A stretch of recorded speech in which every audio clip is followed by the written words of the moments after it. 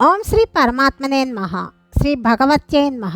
శ్రీమద్దేవి భాగవతము 8వ స్కందము 5, 6, 7 అధ్యాయాలు. మొత్తము 8వ స్కందంలోని 5వ భాగం ఈరోజు మనం తెలుసుకుంటున్నాము. నారాయణుడు నారదునితో ఇంకా ఈ నదుల గురించి అవతరించిన వృత్తాంతము చెప్పటము మనం ఇప్పుడు తెలుసుకుంటున్నాము. నారాయణుడు ఇంకా చెప్తున్నాడు, నారద, ఈ విధంగానే కుముద పర్వతము మీద శతబలము అనే పేరుతో ప్రసిద్ధి చెందిన వటవృక్షము ఉన్నది. దాని కొమ్మల క్రింద భాగమున వేళ్లాడుతూ అనేక సదములు ధరాతలము వచ్చింది. కుముదగిరి శిఖరము నుండి ఈ నదులు క్రిందకి ప్రవహిస్తాయి. పెరుగు, పాలు, ఘృతము, తేనె, బెల్లము, అన్నము, వస్త్రము, శయ్య, ఆసనము, ఆభరణాదులతో ఇవి పరిపూర్ణములై ఉంటాయి. ఇవి కామదుష అంటే సకలాభీష్ట పదార్థములను ఇవ్వడానికి వీటికి సంపూర్ణ యోగ్యత ఉంటుంది. ఈ నదులు ఇలావృత ఉత్తర భాగము నుండి సమస్త దిశల భూభాగమును సేచనము చేస్తుంటాయి. ఈ తటమునందే భగవతి మీనాక్షి మందిరము ఉంటుంది.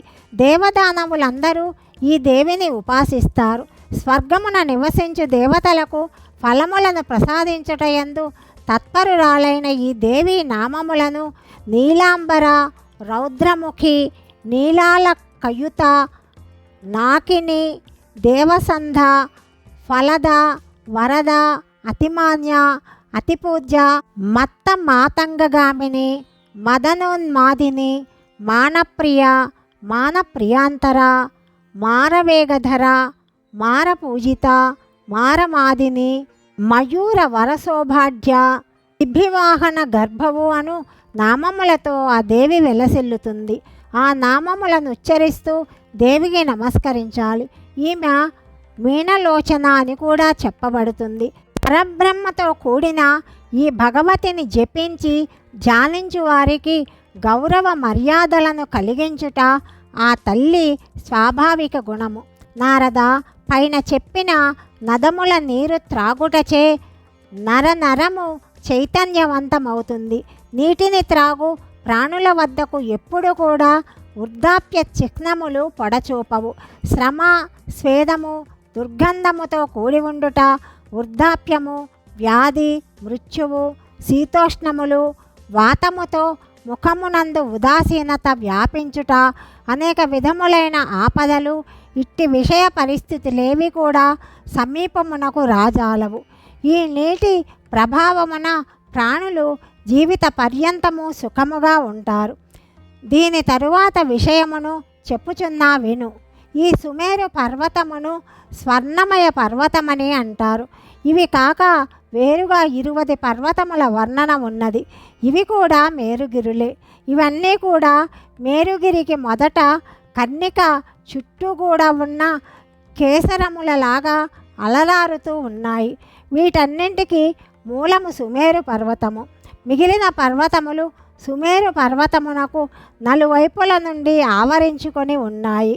శృణ్వంతము, కురంగము, కురగము, కుసుంభము, వికంకతము, త్రికూటము, శిశిరము, పతంగము, రుచకము, నిషధము, శతీవాసము, కపిలము, శంఖము, వైఢూర్యము, చారుధి, హంసము, వృషభము, నాగము, కాలంజరము, నారదము అనునవి ఈ 20 పర్వతముల నామములు.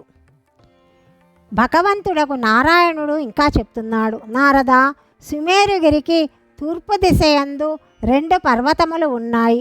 వీటి పొడవు 18,000 యోజనములు, వెడల్పు 2,000 యోజనములు. జఠరము, దేవకూటము అని ఈ ఉత్తర పర్వత నామములు. 2 పర్వతములు సుమేరుగిరి పశ్చిమ ప్రాంతమున ఉన్నాయి. ఒకటి పవమానము, రెండవది పారియాత్రమని చెప్పబడింది. ఈ 2 పర్వతములు జఠరమునకు దేవకూటమునకు సమానముగానే పొడవు, వెడల్పులు కలిగి ఉన్నాయి. సుమేరుగిరి యొక్క దక్షిణ కైలాసము కరవీర నామములతో విఖ్యాతమై ఉన్న 2 పర్వతములు ఉన్నాయి. ఇవి తూర్పు దిశగా వ్యాపించి ఉన్నాయి. వీటి విస్తారము కూడా మొదటి వాటితో సమానముగా ఉన్నది. అలాగే సుమేరు ఉత్తర భాగమున త్రిశంక, మకర నామములతో 2 పర్వతములున్నాయి. ప్రసిద్ధములైన ఈ 8 పర్వతములతో సుమేరుగిరి చుట్టబడి ఉన్నది. సుమేరుగిరిని కాంచనగిరి అని కూడా అంటారు. సూర్యునిలాగా ఇది ప్రకాశిస్తూ ఉంటుంది. ఈ సుమేరుగిరి శిఖరము మీద పద్మయోనియగు బ్రహ్మ యొక్క పురము ఉన్నది.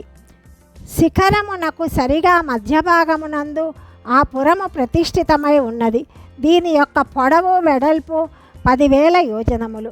స్వర్ణమయమైన ఈ పురము యొక్క నలుమూలల సమానముగా ఉంటుంది. ఈ పురమును లక్ష్యము చేసుకొని యనమండగురు లోకపాలుల యొక్క భిన్న భిన్న 8 పురములు ఇంకనూ ఉన్నాయి. ఆ ప్రసిద్ధి పురములు కూడా స్వర్ణమయములే. ఏ దిశయందు ఏది ఉండాలో అదే ఆ దిశయందు ప్రతిష్ఠితమై ఉన్నది. వీటి రూపము కూడా లోకపాలను అనుసరించే ఉంటుంది.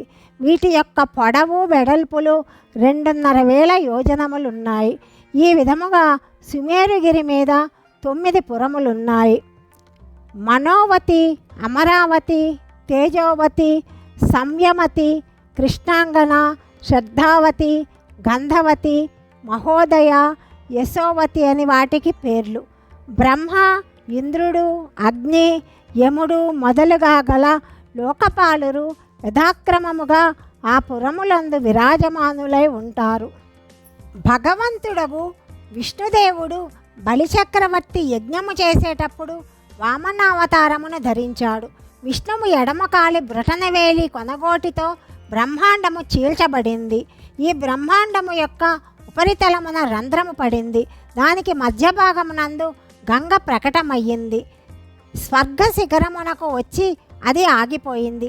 ఈ గంగయందు సకల జగత్తు యొక్క కల్మషము ప్రక్షాళనము చేయు సంపూర్ణ యోగ్యత ఉన్నది.